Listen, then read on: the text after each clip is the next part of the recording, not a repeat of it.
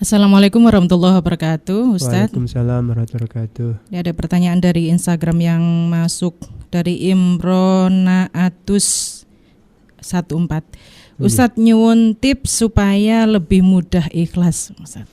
Nggih, tips itu kan berarti cara yang praktisnya. Ya, saya tidak akan memberi kepada penanya, ya, tapi juga saya memberi kepada diri saya sendiri ya. Ya, karena kita sama-sama belajar ikhlas. Okay. Kholas itu seakar kata, ikhlas ini seakar kata dengan kholas. Kholas itu artinya sudah. Akhlaso yukhlisu ikhlas. Jadi wazannya adalah af'ala yuf'ilu if'alan. Itu adalah muta'addi ya, bentuk ta'diyah. Muta'addi artinya butuh sesuatu yang lain yang harus disudahkan. Jadi ada fa'il, ada maf'ul, ada subjek, ada objek. Tanya kholas, selesai, cukup saya saja bilang kholaso, cukup saya saja, tanpa butuh yang lain. Tapi kalau akhlaso yukhlisu, nah itu butuh sesuatu yang lain yang itu disudahkan, maka sangat tepat bahwa pakai katanya adalah jadi ada fa'ilnya, pelakunya, lalu ada objeknya, yaitu amal itu ya, amal itu. Misalnya sholat ya, maka sholat itu harus orang itu harus menjadikan sholat itu bagian dari keikhlasan. Apalagi di surah Al-Bayyinah itu wa ma umiru illa liya'budullaha mukhlishina lahuddina hunafa'a wa yuqimus sholata wa yu'tuz zakata wa dzalika dinul qayyimah. Wa ma umiru, dan tidaklah mereka diperintah illa liya'budullaha, kecuali untuk beribadah kepada Allah mukhlishina, ya, dengan ikhlas. Akan-akan para ulama, beberapa ulama memberikan syarat bahwa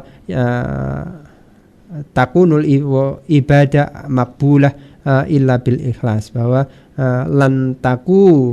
lantakuna al ibadah makbula illa bil ikhlas. Akan-akan bahwa ibadah itu tidak diterima dengan ikhlas ya, dengan ada keikhlasan.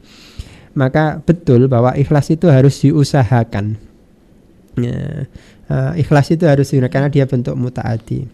Saya dan panjenengan semua itu kalau pengen amal itu ikhlas ya, kita harus sama-sama berusaha menjadikan itu ikhlas. Nah, sekarang ikhlas itu kira-kira tipnya apa? Ini ada sedikit ungkapan dari ulama yang mengatakan bahwa kira-kira kurang lebih begini, saya lupa namanya itu, uktum hasanatika kama taktum sayyiatika. Uktum hasanatika, sembunyikan kebaikanmu, kama taktum sayyiatika, sebagaimana engkau menyembunyikan ya, sebagaimana engkau menyembunyikan keburukanmu ya.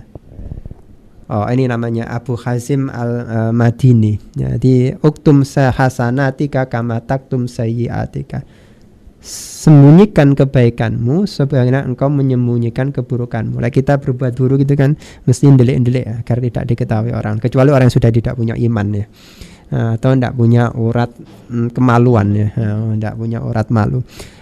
Maka dia akan berusaha untuk menyembunyikan itu. Kebaikan, kebagusan, kalau kita ingin belajar ikhlas, tipsnya ya kita sembunyikan itu ya. Cukup Allah yang tahu. Makanya itu kenapa para ulama dulu, termasuk Kanjeng Nabi itu menyarankan kalau sholat sunnah itu kan di rumah ya, kan tidak kelihatan orang banyak ya. Kalau sholat jamaah ya memang di masjid atau musola, karena memang untuk jamaah bersama-sama lah. Kalau sunnah ya dilakukan di rumah, tidak kelihatan orang banyak. Zaman dahulu juga begitu. Orang-orang sodako, kita lihat cerita di dunia tasawuf itu, sodako itu selalu sembunyi-sembunyi. Makanya ada ungkapan tangan kanan memberi, tangan kiri tidak tahu ya, saking sirinya, saking rahasianya. Maka agar ikhlas itu paling tidak menjauhi yang namanya riya, riya itu apa? Ingin dilihat oleh orang lain, karena itu kaitannya sama amal ya, sama ibadah. Maka sembunyikan hasanatik kama taktum sayyi'atik. Jadi sembunyikan kebaikanmu sebagaimana engkau menyembunyikan keburukanmu.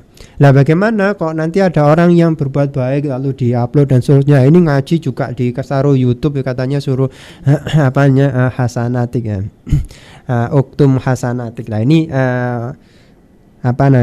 beda orientasinya beda karena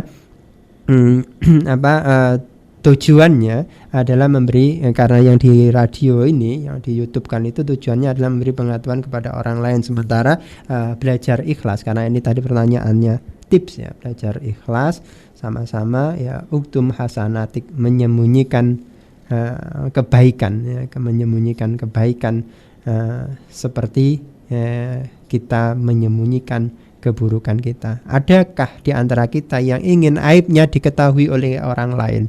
Maka jawabnya adalah tidak ada. Maka demikian juga kebaikan kita sembunyikan. Kita sembunyikan sampai kapan? Ya sampai kira-kira kita ketika kebaikan itu terungkap, kita tidak ada rasa bahwa ada rasa kiber, ada rasa sum'ah, ada rasa merasa dihargai orang, dihormati, dimuliakan, sampai ada perasaan itu, sehingga kira-kira sampai kita merasa bahwa dikonangi wong ya ora urus, gak dikonangi ya ora urus, tidak ada bedanya. Ya kira-kira sampai begitu. Mungkin itu ya. Jadi tip itu nggak boleh banyak-banyak ya. Tip itu ya satu aja itu. Mungkin itu jawabannya. Terima kasih.